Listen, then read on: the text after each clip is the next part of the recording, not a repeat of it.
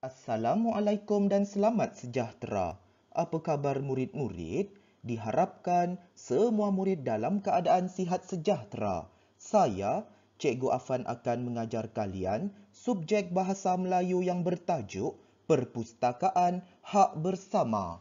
Untuk pengetahuan murid-murid, tajuk Perpustakaan Hak Bersama ini terdapat pada muka surat 204 dalam buku teks Bahasa Melayu tahun 5. Diharapkan semua murid sudah pun bersedia untuk mengikuti pembelajaran pada hari ini.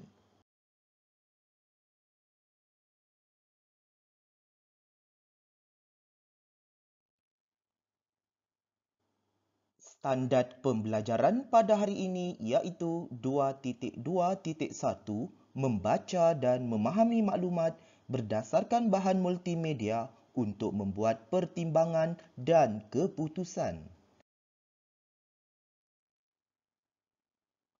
Objektif pembelajaran pada hari ini iaitu pada akhir pembelajaran dan pemudahcaraan, murid akan dapat membaca dan menjelaskan sekurang-kurangnya dua maklumat berdasarkan bahan multimedia daripada aplikasi Twitter untuk membuat pertimbangan dan keputusan mengenai perpustakaan hak bersama.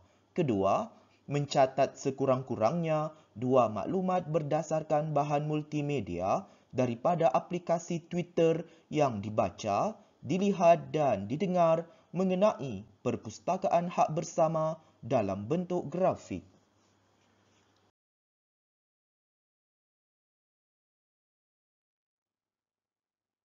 Kriteria kejayaan pada hari ini iaitu murid berjaya membaca dan menjelaskan sekurang-kurangnya dua maklumat berdasarkan bahan multimedia daripada aplikasi Twitter untuk membuat pertimbangan dan keputusan mengenai perpustakaan hak bersama.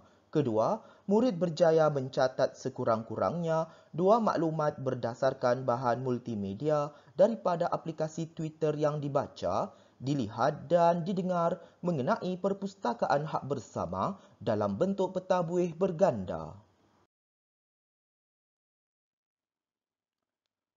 Murid-murid, apakah yang perlu dilakukan oleh seseorang sewaktu berada di perpustakaan?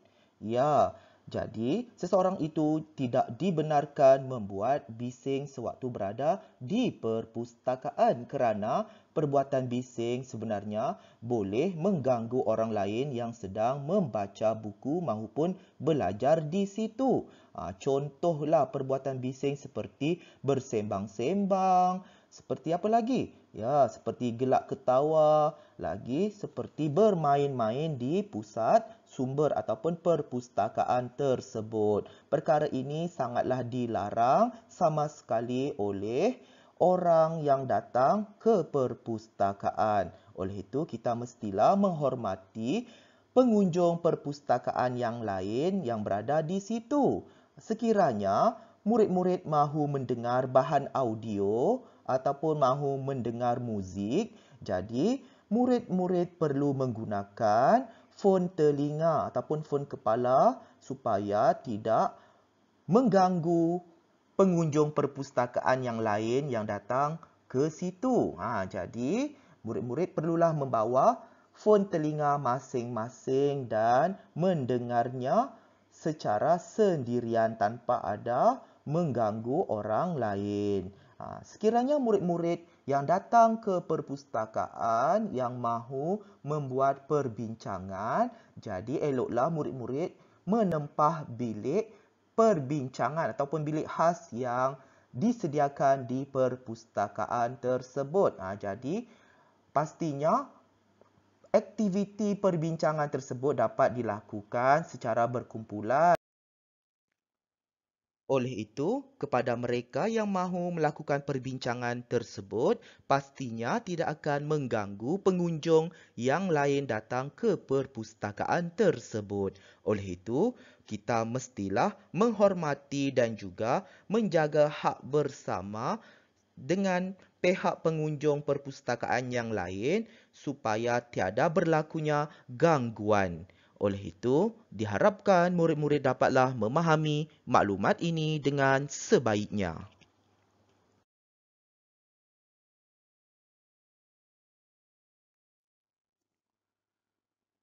Seterusnya, mari kita membaca perbualan antara Jason dan rakan-rakannya di ruangan sembang dalam aplikasi Twitter mengenai perpustakaan hak bersama dengan sebutan dan intonasi yang betul. Baiklah murid-murid, kita akan membaca perbualan antara Jason dan rakan-rakannya di ruangan sembang dalam aplikasi media sosial iaitu aplikasi Twitter. Jadi, cikgu tahu mungkin ada sesetengah murid-murid yang mempunyai akaun Twitter. Namun begitu, ada murid yang tidak mempunyai akaun Twitter. Jadi, inilah contoh paparan utama yang terdapat dalam akaun Twitter. Oleh itu, mari kita bersama-sama membaca perbualan tersebut. Afifi telah terbaca satu hantaran daripada rakannya, Jason, dalam Twitter. Oleh itu, kita lihat luahan perasaan oleh Jason di akaun Twitternya. Saya di perpustakaan. Saya baru hendak mula mengulang kaji pelajaran. Tiba-tiba, fon kepala ini tidak boleh digunakan lagi. Perlukah saya pulang ke rumah atau menyambung ulang kaji tanpa mendengar apa-apa? Apakah pendapat kawan-kawan? Jadi Jason meluahkan perasaannya di akaun Twitternya. Jadi, masalah yang dihadapinya di situ, fon kepalanya tiba-tiba rosak sewaktu dia berada di perpustakaan. Jadi, dia mahu mendapatkan pandangan ataupun pendapat daripada rakan-rakannya yang lain sama ada dia mahu pulang ke rumah untuk belajar ataupun meneruskan di perpustakaan tersebut untuk belajar. Jadi, kita lihatlah pandangan ataupun pendapat daripada rakan-rakannya yang lain, iaitu kita lihat rakannya yang pertama, Danish Razak. Pandangannya di situ, saya fikir lebih baik kamu pulang dan belajar di rumah sahaja. Kamu akan dapat mendengar bahan-bahan dalam komputer. Kamu juga tidak akan mengganggu orang lain jika perlu mendengar bahan audio daripada komputer. Jadi pandangan Danish ini menyarankan ataupun menyuruh Jason untuk pulang ke rumah untuk belajar kerana fon kepala kepunyaan Jason tersebut rosak. Pastinya Jason tidak akan mengganggu pengunjung perpustakaan yang datang ke situ. Jadi Jason boleh memasang audio dan mendengarnya di rumah tanpa ada gangguan dan tidak mengganggu orang lain juga yang ada di perpustakaan tersebut. Jadi kita lihat pandangan yang lain iaitu pandangan daripada seorang rakan perempuannya iaitu Sofia Azman. Bagi saya, belajar di perpustakaan lebih mudah dan selesa. Jika saya memerlukan rujukan dalam bentuk bercetak atau digital, saya boleh mencarinya dengan segeranya. Setahu saya, perkhidmatan pinjaman fon telinga juga tersedia. Jadi, bagi pandangan Sofia di sini, dia menyuruh Jason supaya kekal di perpustakaan tersebut. Jangan balik rumahlah. Kerana belajar di perpustakaan lebih mudah dan selesa. Maksudnya tiada gangguan oleh ahli keluarga. Mungkinlah kepada mereka yang mempunyai bilangan adik-beradik yang ramai, pastinya boleh mengganggu seseorang itu untuk belajar di rumah. Kalaulah belajar di perpustakaan, seseorang itu dapat belajar dengan selesa dan dapat memberi tumpuan sepenuhnya dalam pembelajarannya di situ. Jadi, pandangan Sofia ini juga menyatakan bahawa Jason boleh mendapatkan rujukan dalam bentuk bercetak atau digital. Dan bahan tersebut mudah diperolehi dengan segera, iaitu dengan cepat. Kan? Jadi, di situ juga Sofia menyatakan bahawa perkhidmatan pinjaman fon telinga juga ada disediakan oleh pihak perpustakaan. Itulah alasan yang diberikan oleh Sofia. Kemudian kita lihat pandangan Afifi. Pada pendapat saya, belajar di perpustakaan atau di rumah ada kelebihan masing-masing. Yang penting, kamu dapat menjaga hak milik bersama. Di rumah, kamu boleh belajar di dalam bilik. Manakala di perpustakaan, kamu boleh menempah bilik khas. Jadi, Afifi menyatakan di situ bahawa belajar di perpustakaan dan juga belajar di rumah mempunyai kelebihan tersendiri. Jadi di sini dia menasihati Jason supaya menjaga hak milik bersama sewaktu berada di perpustakaan. Jadi Afifi telah pun memberikan pendapatnya bahawa Jason kalaulah belajar di rumah, dia boleh belajar di dalam biliknya. Manakala Jason boleh menempah bilik khas sewaktu belajar di perpustakaan supaya tidak mengganggu orang lainlah di perpustakaan tersebut. Jadi, Jason perlu membuat pertimbangan dan juga membuat keputusan yang bijak berdasarkan dua maklumat tersebut, iaitu belajar di rumah dan juga belajar di perpustakaan. Jadi, kita akan membincangkan maklumat mengenai pertimbangan bagi kedua-dua pilihan tersebut selepas ini dalam slide aktiviti yang kedua nanti. Diharapkan murid-murid dapatlah memahami perbualan mereka tersebut dengan sebaiknya.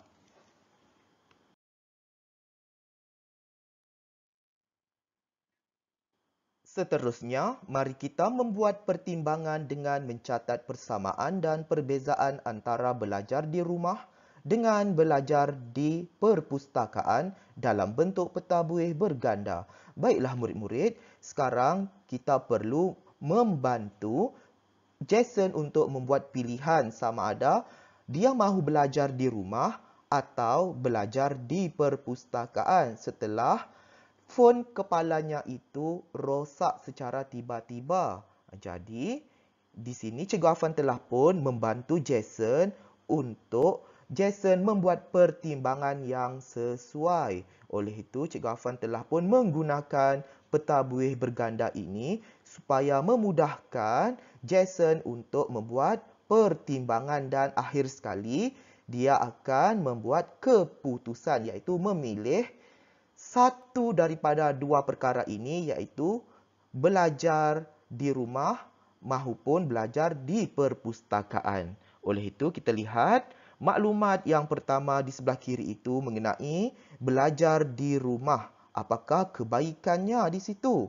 Ya, tentunya yang pertama, dapat mendengar bahan-bahan dalam komputer kerana dapat belajar secara sendirian. Ini ialah maklumat yang pertama yang ada pada maklumat belajar di rumah, iaitu kebaikan belajar di rumah, iaitu dapat mendengar bahan-bahan dalam komputer dan ada penjelasannya di sini, iaitu penggunaan kata hubung pancangan keterangan iaitu kerana dapat belajar secara sendirian.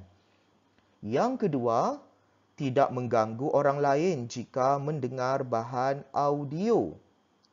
Jadi di sini maklumat yang kedua ini tidak mengganggu orang lain jika mendengar bahan audio dan adanya penjelasan iaitu penggunaan kata hubung pancangan keterangan iaitu agar. Agar apa? Ya, dapat menghormati mereka, iaitu menghormati pihak pengunjung yang datang ke perpustakaan tersebut. Seterusnya, yang ketiga, belajar di dalam bilik supaya lebih fokus belajar. Jadi, kelebihan belajar di rumah, seseorang itu dapat belajar di dalam bilik dan ada penjelasan di situ iaitu penggunaan kata hubung pancangan keterangan iaitu supaya apa? Supaya lebih fokus belajar. Kemudian kita lihat perbezaan antara belajar di rumah dengan belajar di perpustakaan, iaitu maklumat mengenai kebaikan belajar di perpustakaan di sebelah kanan dalam bulatan berwarna hijau itu, iaitu yang pertama lebih mudah dan selesa kerana, iaitu penjelasannya dengan menggunakan kata hubung pancangan keterangan, iaitu kerana apa? Kerana tiada gangguan daripada sesiapa sahaja. Jadi, cikgu faham, kalaulah belajar di rumah, mungkin ada sesetengah keluarga yang mempunyai bilangan adik-beradik yang ramai, pastinya akan mengganggu murid-murid untuk belajar. Namun begitu, apabila seseorang itu belajar di perpustakaan, dia akan lebih mudah dan selesa. Maksudnya tiada gangguan daripada sesiapa. Kerana di perpustakaan kita tidak boleh membuat bising. Seterusnya kita lihat maklumat yang kedua ataupun kebaikan mengenai belajar di perpustakaan. Seseorang itu dapat mencari bahan dalam bentuk bercetak atau digital dengan segera, dan maklumat tersebut dijelaskan dengan kata hubung pancangan keterangan, iaitu agar. Agar apa? Agar dapat menjimatkan masa pencariannya.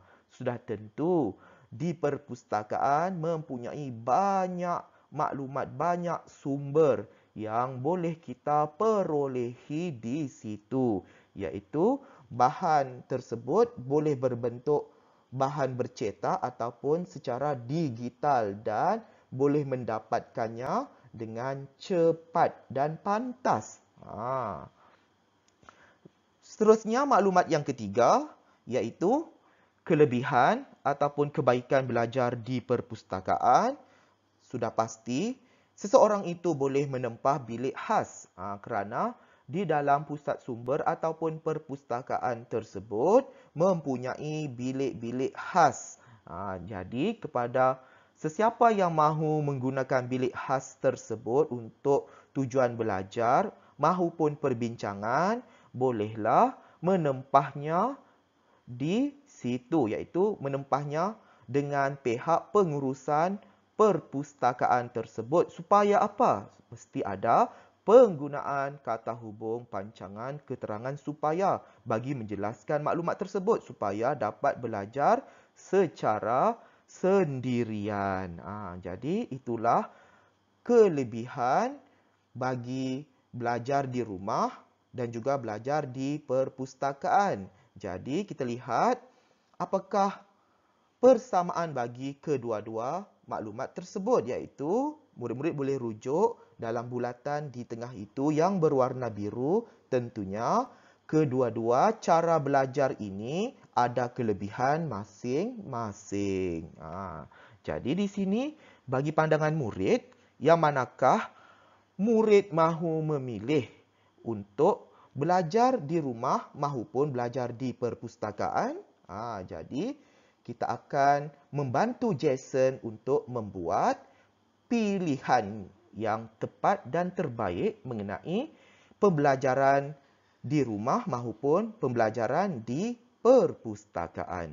Diharapkan murid-murid dapatlah memahami maklumat ini dengan sebaiknya.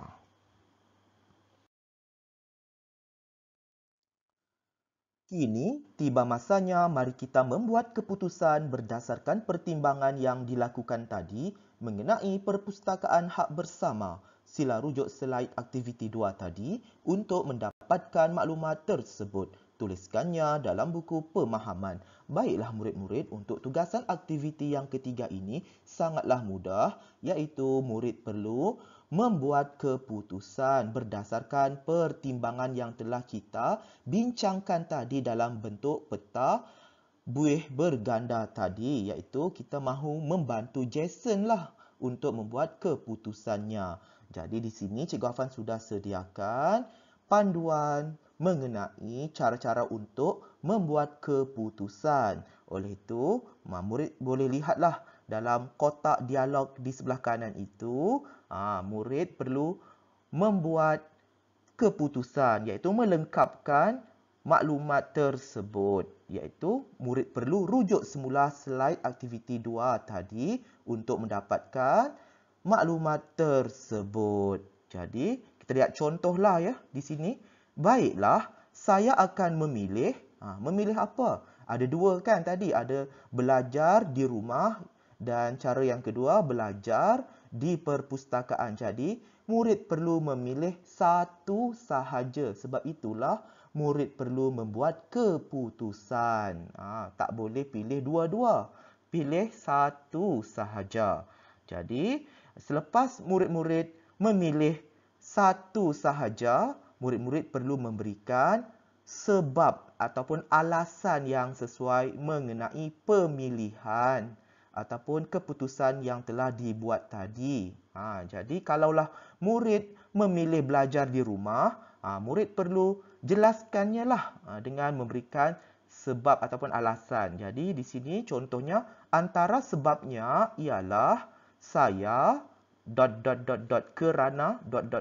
Jadi, alasan yang pertama ini, murid rujuklah peta buih berganda dalam slide aktiviti 2 tadi. Dan di sini Cikgu Afan sudah nyatakan juga penggunaan kata hubung pancangan keterangan iaitu kerana. Kerana apa? Jadi, segala keterangan tersebut pun Cikgu Afan sudah sediakan dalam peta buih berganda tadi. Mudahkan murid-murid. Jadi di sini murid perlu memberikan 3 alasan. 3 alasan tersebut memang sudah sedia ada dalam peta buih berganda tadi dalam slide aktiviti 2 tersebut. Mudahkan murid-murid dan kesimpulannya Cikgu Afan sudah sertakan di situ. Diharapkan murid-murid dapatlah menyiapkan tugasan ini dengan sebaiknya. Selamat berjaya murid-murid.